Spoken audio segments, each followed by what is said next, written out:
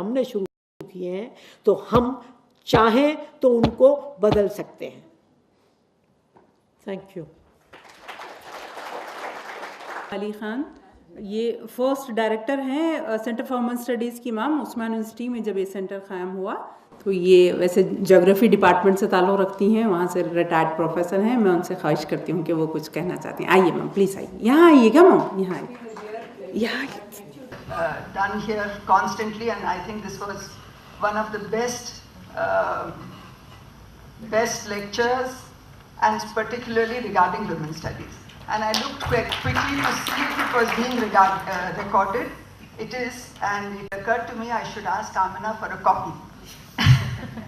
Then I thought, why not she makes a copy and supplies it to every, or people can buy it.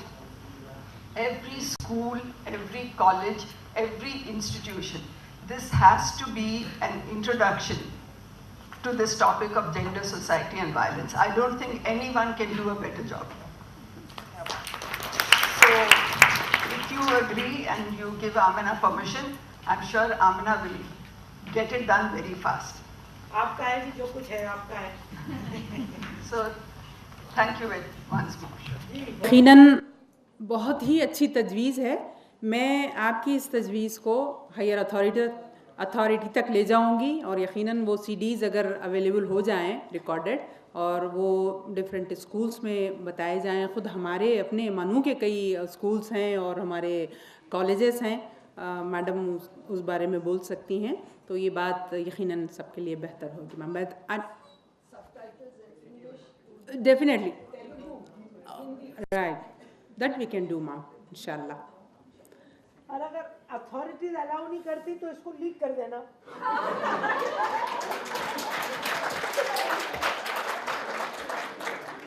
हम अपने आप कर लेंगे, हमें भेज देना कि पता नहीं कहाँ चला गया, लीक कैसे हो गया। जैसे हमारी सरकार रोज कुछ ना कुछ लीक कर देती है ना। गलती से ये रिकॉर्ड भी हो गया मैम। गलती से क्यों, हम साफ कह रहे हैं। बहरकैफ ये बात भी सच है और हकीकत है कि जब कभी वुमेन एम्पावरमेंट या जेंडर की या एनी वुमेन इशूज़ के लिए कुछ काम करना होता है तो हर महाज पर लड़ना पड़ता है, हर जगह लड़ना पड़ता है, तब जाके कहीं ना कहीं इसकी कामयाबी होती है। डेफिनेटली इंशाल्लाह बहुत ही अच्छी तजवीज़ के लिए मैं बहुत थैंकफुल हूँ मैम। इंशाल्लाह इस पर ज़रूर काम करते हैं। और कोई अगर इस पर कुछ बात करना चाहें तो बस 1-2 मिनट। हाँ, बस एक जी। फाइनल ईयर मैम, आपने जो भी बातें बताई बहुत अच्छी बताई और मैं आपसे आपकी बातों से मुत्तफिक भी हूँ। मेरा एक छोटा सा सवाल ये है कि आपने बताया कि जो रेपिस्ट होते हैं मर्द हजरात 100% हैं, तो क्या इसके लिए कुछ हद तक औरतें भी जिम्मेदार होती हैं या फिर जो है सिर्फ मर्द ही जिम्मेदार होते हैं? क्या ऐसे मर्द का शोषण नहीं होता है समाज में जो कि 100% जिम्मेदार आप मर्द को ठहरा? We have been attending different kinds of programs. Okay, my name is Muhammad Ali. I am from Department of English. We have been attending various programs here in our university. That's in even if it is in different types like gender or rights for women. We have attended one or 2 days ago, and I think that Mr. Masrook just pointed out a question here. You didn't understand even that. So I'm saying that which is by giving a what I can say, something happened here in this university 2 or 3 days ago. One of my friend was talking with another friend. So one security guard came and took her picture without her permission, and at the time she asked him that why did you take my picture? So at the time he said that I want to send it to authority. So I do believe that such kind of changes will come from that educated people, that gender equality and rights for women and all these things. So even that kind of system, that kind of order to give that kind of from authority itself, how this kind of equality will come to existence in our society? This is my first question. And another thing, not question actually, you have talked about the gender and society, so you didn't focus more about that transgender, especially. Thank you, ma'am. I'm Mehboob Basha. I teach women's history in Manu. With your presentation, I felt that Islam has great potential for spiritual equality. लेकिन मुझे आपसे मैं एक बात सुनना चाहूँगा कि बचपन से मैं ईदगाहों में जा रहा हूँ, वहाँ तो हमेशा मर्द ही मर्द रहते हैं, लेकिन मेरी एक ख्वाब है कि एटलीस्ट एक आध साल सारे मर्द घर में रह के खाना वाना पकाएं और एक साल सारी औरतें ईदगाहों में जाके ईद की नमाज पढ़ें. तो I just want to hear from you on this. मैं तो इतना ही कहूँगी कि आपका ये ख्वाब जल्दी पूरा हो, उसके अलावा मैं क्या कह सकती हूँ. भाईजान, जितना मुझे मालूम है, जो किसी के साथ इंटरकोर्स करना, तो वो तो बायोलॉजिकली सिर्फ मर्द ही कर सकते हैं, औरत कर ही नहीं सकती. वो उसको उकसा सकती है मगर वो बलात्कार नहीं कर सकती. तो मैंने सिर्फ इस वजह से कहा दैट 100% रेपिस्ट आर मेन. अब उसमें आपका जो दूसरा पहलू था सवाल का, क्या औरत जिम्मेदार नहीं होती? तो दोस्तों, मैं तो ये मानती हूँ कि आप शायद उस तरफ इशारा कर रहे होंगे कि मैं रात को बाहर क्यों जाती हूँ, मैंने क्या कपड़े पहने हुए हैं, मैंने छोटी ड्रेस क्यों पहनी हुई है. तो उसमें तो मैं ये कह सकती हूँ कि अगर सिर्फ कपड़ों से होता और हिंदुस्तान का हर मर्द सड़क पे खड़ा होकर नंगा होकर पेशाब करता है, तो उसका तो बेचारे का मतलब सारे मर्द यहाँ के अब तक तो रेप हो गए होते हमसे, अगर नंगेपन से ही रेप होता है. तो मैं ये मानती हूँ कि मैं कुछ भी पहन के निकलूँ, किसी मर्द को हक नहीं है.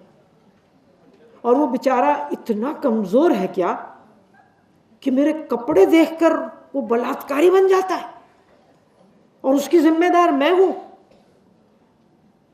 तो मैं तो ये मानने को तैयार नहीं हूँ. आप मतलब मुझे हर जगह सड़क पर खड़े हुए दिखते हैं, मेरा तो कभी दिल नहीं करता आपके नज़दीक आने का. मेरा तो आपसे दूर भागने का ही दिल करता है. आपका दिल हर औरत पे आ जाता है, मतलब क्या दिल फेंक चीज़ है यार. तो मैं ये मानती हूँ कि औरत को ध्यान से कपड़े पहन के जाना चाहिए, मैं ये मानती हूँ. मगर चाहे वो कुछ भी पहने, किसी मर्द को हक नहीं है उसको छूने का. जैसे मुझे हक नहीं है, मैं मर्द आधे कपड़े पहन के पूरे टाइम घूमते हैं, जरा सी गर्मी नहीं हो जाती तो सारे उतार के बस नीचे एक जांघिया पहन के घूमते रहते हैं. हम तो नहीं कहते उनको. और हम 45 डिग्री में काले बुर्के पहन के घूमती हैं, अंदर 50 डिग्री होता है. और मैं तो साफ बोलती हूँ भैया कि औरतों को कपड़े पहनाने की जगह, मुझे ये इतना बड़ा दुपट्टा देने की जगह, इस दुपट्टे में से आँखों के बैंड बन जाएं कम से कम 50. तो जिस मर्द को परेशानी हो रही है मुझे देख के, वो आँखों पे पट्टी बांध ले और घर पे बैठ जाए, साइकाइट्रिस्ट के पास जाए कि साहब मुझे औरत को देख के कुछ होता है, तो साइकाइट्रिस्ट उसका इलाज करे. तो मैं तो ये मानती हूँ कि प्रॉब्लम हमारी नहीं है, प्रॉब्लम औरत को भी अगर ऐसा होता है उसको भी साइकाइट्रिस्ट के पास ले जाए. अगर वो भी मर्द को देख के तिल मिलाती है, कुछ औरतों को होता है, तो उनका इलाज करवाना चाहिए और इसी तरह आप लोगों का भी करवाना चाहिए, मेरा तो ये मानना है. Mohammed Ali, how will changes come, जो आपने कहानी सुनाई, मैं तो ये मानती हूँ कि चेंजेस डायलॉग से आते हैं, चेंजेस डिस्कशन से आते हैं. क्योंकि ना तो मैं सज़ाओं में बिलीव करती हूँ, ना मैं कहती हूँ कि साहब डंडे मार के उस चौकीदार को या उसको ये करो या वो करो.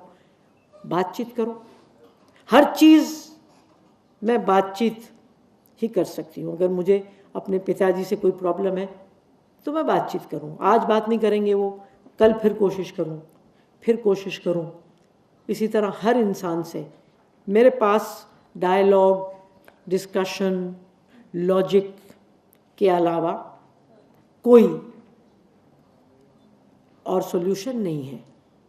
चाहे वो बातचीत पार्लियामेंट के अंदर हो, अब हिंदुस्तान पाकिस्तान के भी बीच आज जो माहौल बनाया जा रहा है कि बातचीत नहीं होनी चाहिए, ये 2 साल बाद फिर बातचीत पे आ जाएंगे कम वक्त। ये सारे वोट लेने के तरीक़े हैं, उसके अलावा ये कुछ नहीं है। फिर वहीं पर बातचीत होनी पड़ेगी, क्योंकि आप अपने पड़ोसी नहीं चुन सकते। ना पाकिस्तान हिंदुस्तान को कह सकता है कि तुम यहाँ से चले जाओ, ना हिंदुस्तान उनको कह सकता है कि चले जाओ। तो हर चीज़ बातचीत से सुधर सकती है। और वायलेंस का उल्टा मेरे लिए सिर्फ नॉन वायलेंस नहीं है, वायलेंस का उल्टा मेरे लिए मोहब्बत है। तो मेरा जो मेन स्लोगन हम लोग इस्तेमाल कर रहे हैं, मेरे इस पर भी लिखा हुआ है, not love of power but power of love. जितनी दुनिया में वायलेंस है वो लव ऑफ पावर है। America loves it's power, India loves it's power over the neighbouring countries. बाप बना हुआ है सबका। मैं साउथ एशिया में काम करती हूँ पिछले 45 साल से, तो जब भी साउथ एशियन सॉलिडारिटी पे मार पड़ती है तो मुझे लगता है कि मेरे 45 साल पे मार पड़ रही है। और आजकल मैं बहुत मार खा रही हूँ इस देश में। मेरी सबसे नज़दीकी दोस्तें पाकिस्तान में रहती हैं, मेरे सबसे पसंदीदा गाने वाले वहाँ रहते हैं। और आजकल जो माहौल बना दिया है उसमें मैं चरमरा रही हूँ। और दूसरा मेरा जो स्लोगन है वो आप मर्द हजरात के लिए है, ज़रा पढ़ के सुनाइए। क्या है कुछ पढ़ा नहीं जा रहा क्या? हाँ ज़रा पढ़िए। Men of quality are not afraid of equality। एक घटिया मर्द जो है वो बराबरी से डरता है, दानिशमंद मर्द बराबरी से नहीं डरता। वो बराबरी करने को तैयार है, वो इज्जत करता है बराबरी की। घटिया मर्द डरता है बराबरी से। और आप देख लीजिएगा कौन मर्द औरतों पे हाथ उठाता है, जो घटिया है, जो अपने जज्बात को नहीं समझता, वो है। तो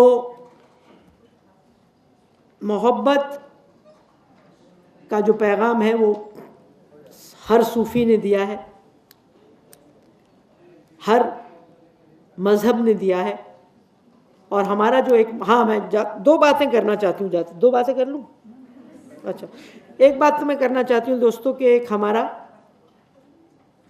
हमेशा जेंडर सेंसिटाइजेशन की बात होती है। और मुझे बड़ी खुशी हुई कि जब मैंने आपके ख़त में पढ़ा कि मेन मकसद जो विमेन स्टडीज़ सेंटर का था वो था women's empowerment and gender sensitization. तो मैं जो वर्कशॉप्स करती हूँ वो जेंडर सेंसिटाइजेशन पे करती हूँ। तो ये करते करते करते करते मेरे दिमाग में आया कि जो सेंसिटाइजेशन वर्ड है ना, वो मेरे लिए इतना ज़्यादा माकूल नहीं है, इतना इफ़ेक्टिव नहीं है। ये सेंसिटाइजेशन ठीक है, तो हिंदी में जो इसका तर्जुमा है सेंसिटिविटी का, वो मुझे ज़्यादा अच्छा लगता है। वो है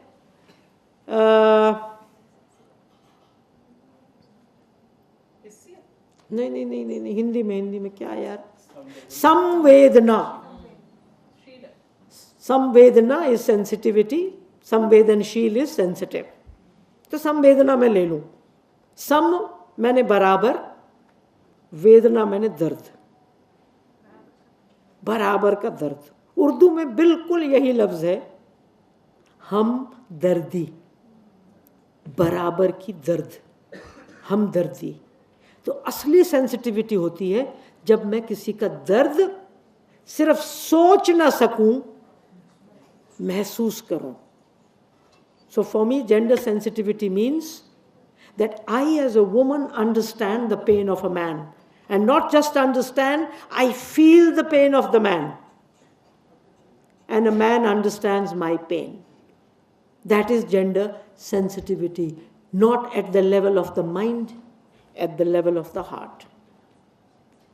तो मुझे इसमें एक शेर हमेशा याद आता है इसके बारे में कि तेरे दुख और दर्द का मुझ पर भी हो ऐसा असर,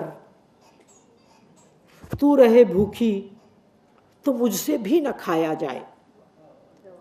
ये है जेंडर सेंसिटिविटी कि तेरे दुख और दर्द का मुझ पर भी हो ऐसा असर कि तू रहे भूखी तो मुझसे भी न खाया जाए। और इसकी जो दो पहली लाइनें हैं वो ये है, अब तो मज़हब कोई ऐसा ही बनाया जाए जिसमें हर इंसान को इंसान बनाया जाए, जिसकी खुशबू से महक उठे पड़ोसी का भी घर, फूल ऐसा अपनी बगिया में लगाया जाए कि अब तो मज़हब कोई ऐसा ही बनाया जाए जिसमें हर इंसान को इंसान बनाया जाए। थैंक यू दोस्तों। पूरी दुनिया में एक बहुत बड़ा कैंपेन चल रहा है जिसका नाम है 1 बिलियन राइजिंग। जैसा मैंने कहा कि 1 बिलियन औरतें और लड़कियां हिंसा की शिकार हैं, तो इसके खिलाफ पूरी दुनिया के 200 ममालिक से ज़्यादा मुल्कों में ये चल रहा है 1 बिलियन राइजिंग, कि अगर 1 बिलियन औरतें हिंसा सह रही हैं तो हम 1 बिलियन औरतें, मर्द और बच्चे, वो मर्द और बच्चे जो औरतों से मोहब्बत करते हैं, जो औरतों की इज्जत करते हैं, हम उठेंगे और कहेंगे enough is enough, no more violence. इसकी साउथ एशिया की कोऑर्डिनेटर हूँ मैं।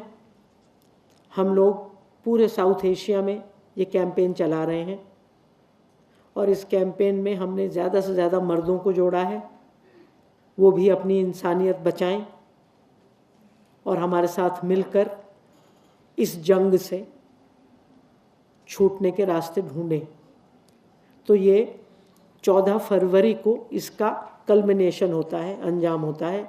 14 फरवरी क्या होता है 14 फरवरी को? हाय हाय, सबको पता है, क्या बात है। Valentine's day. कौन थे वैलेंटाइन?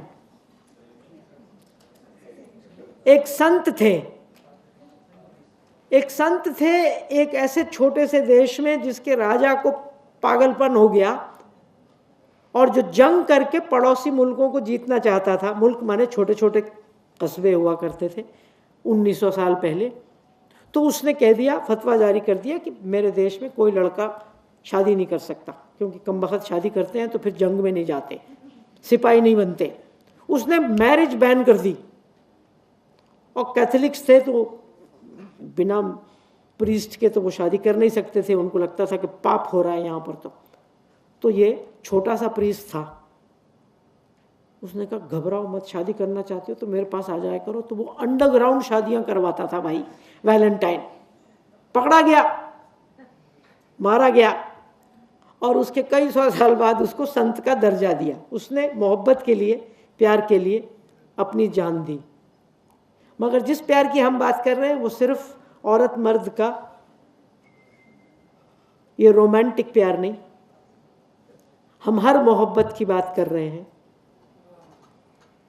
और जो कबीर ने कहा कि पोथी पढ़ पढ़ जगमुआ, हुआ न पंडित कोई, 2.5 अखर प्रेम का, पढ़े सो पंडित होई।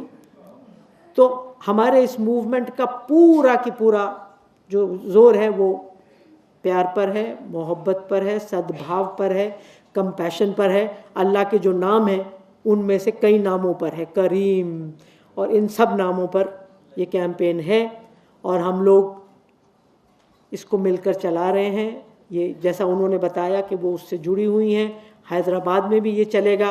और मैं दावत देती हूँ मानू को, सिर्फ विमेन स्टडीज़ वालों को नहीं, हर इंसान को जो यहाँ बैठा है, जो इंसाफ से, बराबरी से प्यार करता है और हर तरह की हिंसा से नफ़रत करता है, कि आप भी इसमें जुड़ें।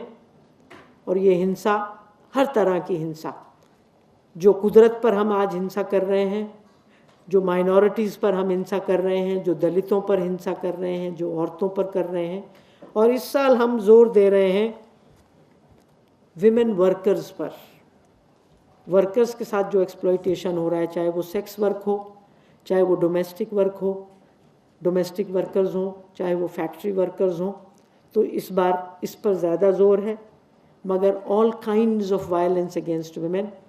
सो I wish to invite you to join this. I have brought leaflets about 1 billion rising. I have brought music and videos about 1 billion rising. I have brought ribbons सिर पे बांधने के लिए against violence. तो ये सब मैं नमूने के तौर पर लाई हूँ। अगर आप लोग इसमें जुड़ेंगे तो हम ज़्यादा तादाद में ये सब यहाँ ला सकते हैं। तो मैं रिक्रूट करने भी आई हूँ आपको इस मूवमेंट के लिए। तो प्लीज़ इससे जुड़ें, और ये मूवमेंट हर घर में जाना पड़ेगा और हर घर से इसको निकलना पड़ेगा। तो please be our partners in this. Thank you. 14 नवंबर को मतलब किस तरह से उनको जुड़ना? कैंपेन्स ऑर्गेनाइज करिए, आप लड़कों से बातचीत ऑर्गेनाइज करिए, ये गाने गाइए, नारे दीजिए। तो ये मेरे को बार बार गाने का कह रही है। मेरे गाने की प्रॉब्लम ये है कि मैं गाने लिखती तो हूँ मगर गाती इतना अच्छा नहीं हूँ। मेरी बेटी हमेशा कहती थी कि अम्मा आप जो ये गाना गाती हो इसकी वो ओरिजिनल ट्यून तो थोड़ी फ़र्क है। मैं कहती थी देखो मेरा गाना ओरिजिनल है, वो लता गाती हो तो गाती हो, मैं गा रही हूँ। और कई दफ़ा मुझे लोग कहते थे कि मैं लता मंगेशकर का गाना गाती हूँ, कहते ऐसा लगता है जैसे मोहम्मद रफ़ी गा रहा हो। तो लेकिन नारा मैं बढ़िया लगाती हूँ। तो नारा लगा लेते हैं अपन एक, पर उसमें आपको साथ देना पड़ेगा। देंगे क्या? मर्द हजरात भी देंगे। ये वो नारा है जो बहुत बदनाम हुआ JNU में, और इस पर आर्टिकल्स भी खूब लिखे गए। उन्होंने कहा कि ये नारा तो कमला भसीन लेके आई थी 83 में, तो JNU ने वहाँ से सीखा है। लेकिन कश्मीर वाले बोले नहीं ये तो हमारा नारा है। मैं उसमें चुप रही। मैंने कहा भैया मैंने तो खुद पाकिस्तान से सीखा था, वहाँ पर विमेंस मूवमेंट में ये नारा था, और आज भी ये नारा वहाँ बहुत ज़ोरों से लगाया जाता है। और मैं आपके साथ लगाती हूँ। पहले उर्दू में लगाती थी, हिंदी में लगाती थी, फिर जब चाइना गई बीजिंग कॉन्फ्रेंस में 1995 में, तो फिर मैंने इसको अंग्रेज़ी में भी बदला। तो अब मैं जहाँ जैसा मौका मिलता है तो अपन हिंदी, उर्दू और अंग्रेज़ी में लगाएंगे। आपने सिर्फ आज़ादी बोलना है मगर पूरे दिल से। मेरी बहनें लेंगी, मेरी बेटी लेगी, मजदूर का नारा, किसान का नारा, माइनॉरिटीज का नारा हम लेके रहेंगे। है प्यारा नारा, जरा जोर से बोलो, जरा तुम भी बोलो। है प्यारा नारा, नारी का नारा, from patriarchy, from all hierarchy, from rape and plunder, from nuclear blunder, from endless violence, from helpless silence, for singing madly, for dancing madly, for self-expression, for celebration, हंसने गाने की हो, मन की कहने की हो, आने जाने की हो, हम लेके रहेंगे। जरा जोर से बोलो।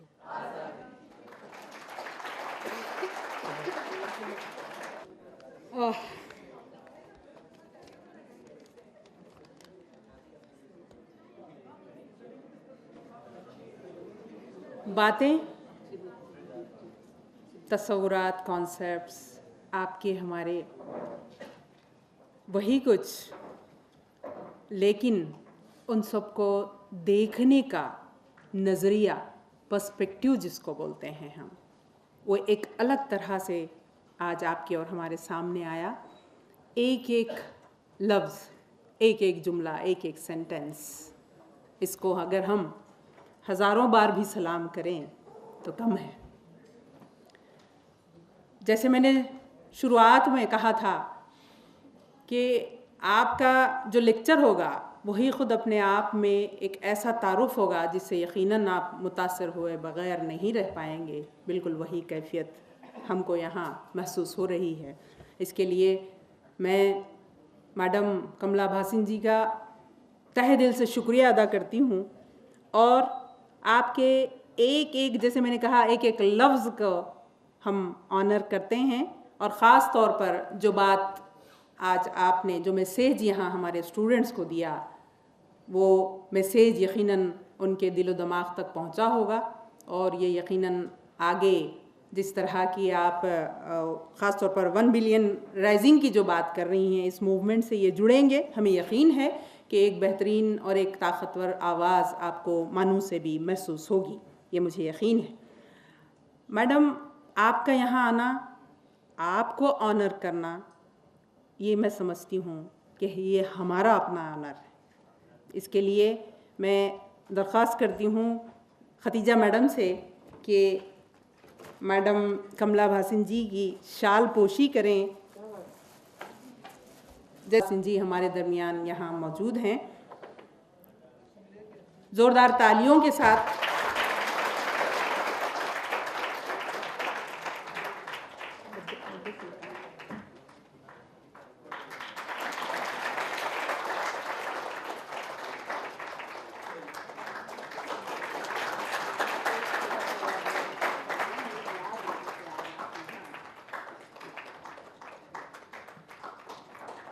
प्रोफेसर एच खतीजा बेगम साहबा से मैं ख्वाहिश करती हूँ कि वो अपने तासुरात का यहाँ इजहार करें। अस्सलाम वालेकुम। Madam Kamla Bhasin, my colleagues and students from Manu as well as who have come all along the way from other institutions. At the outset, it gives me immense pleasure to take this opportunity to say a few words after listening to an enriched and extinguished lecture from such a distinguished personality, Kamala Bhasin ji. Madam, I too was having, though I belongs to education faculty, I too have my own inhibitions and doubts related to gender and patriarchy. Today, I am really fortunate to be with you here in this session to listen to you as well as to learn from you so many things. And I feel it is my privilege, definitely. And at the outset, Madam, we congratulate you for giving your valuable time as well as your extensive knowledge and your international exposure and your experiences to share with our students. It is really, definitely it's a brainstorming session for our students to understand and to again and again to recollect what exactly as a human being we are supposed to be, how we are responsible to mold our society for the future of our citizens as well as for the nation in toto. And madam, आपने, मैं academician नहीं हूँ, मैं researcher नहीं हूँ, कहते हुए भी आपने इतना सारा एम्पिरिकल